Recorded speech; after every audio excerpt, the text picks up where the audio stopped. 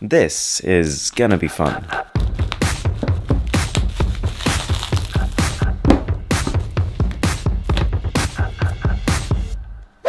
Okay, so you might know that the Samsung Galaxy Note 9 is not going to be officially announced until August the 9th, but today we've got a bit of an early glimpse into what that phone is going to be. Let's do this. So it starts off with a screen protector, which does actually say for Note 9 on the front of it, but does look a little on the tall, slender side. We've also got a silicone case, which strangely is wider and shorter, so this makes no sense. One of these is wrong, we will find out very soon. You've probably noticed that, barring the obvious quality differences, this box is almost one-to-one with the S9 Plus package. On the back, these specifications have been ripped straight from the Galaxy Note 8. When the Note 9 releases, we're expecting a 6.38-inch display versus 6.32 on the Note 8. The first thing you see on top is the smartphone, followed by an insert and an upside-down instruction manual, which actually has the code name of last year's Galaxy Note 8. A really solid effort with the charger though. This looks pretty much 100% convincing. The earphones aren't the AKG earphones that you'll usually get in the box, but this is still a pretty solid looking noise isolating pair. The SIM ejector tool is not one that Samsung would traditionally use, and the cable is just a standard USB Type-C. Okay, moving on.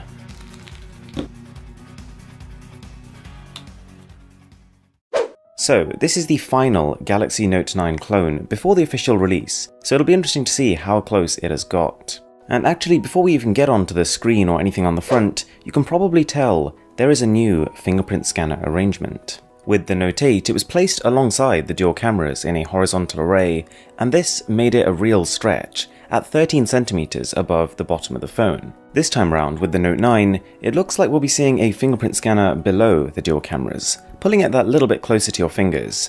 It now sits at 11.5 centimeters above the bottom of the phone, which for me is still a little bit too far for my hands, which are already above average sized.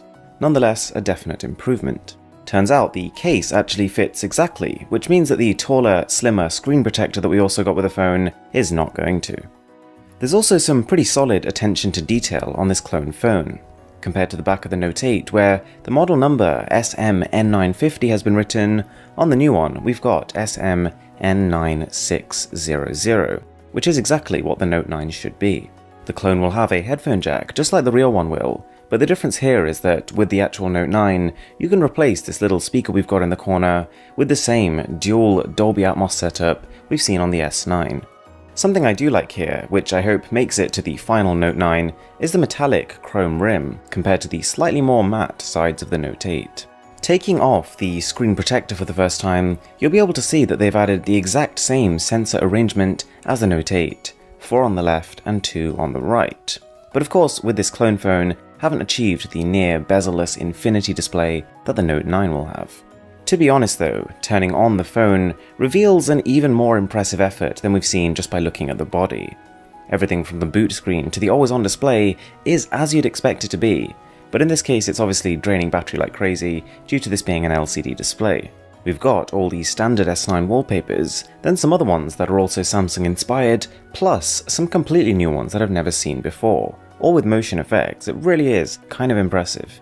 And even a lot of Samsung's first-party apps have been recreated, things like the calculator, dialer, and file manager. And considering this is all being powered by 3GB of RAM and a pretty low-end MediaTek chip, performance is actually pretty good. But here's the cincher, they have also integrated, you guessed it, Bixby. So they haven't just added a Bixby button here, you can click that button and pull up a recreation of all the different menus you could find on a real Samsung phone. And pretty much everything just works as you'd expect it to. The settings look familiar, and the Bluetooth, flashlight, and camera all do function. Unfortunately, that's about as much good stuff as you can say about the camera, because you have that primary lens, the secondary lens is literally just a piece of plastic. Photos are as crummy as you'd expect, but that's not really the purpose of this prototype model phone thingy.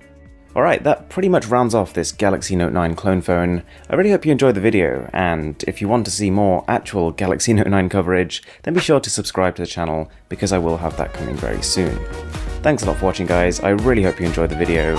My name is Aaron, this is Mr. Who's the Boss, and I'll catch you guys next time.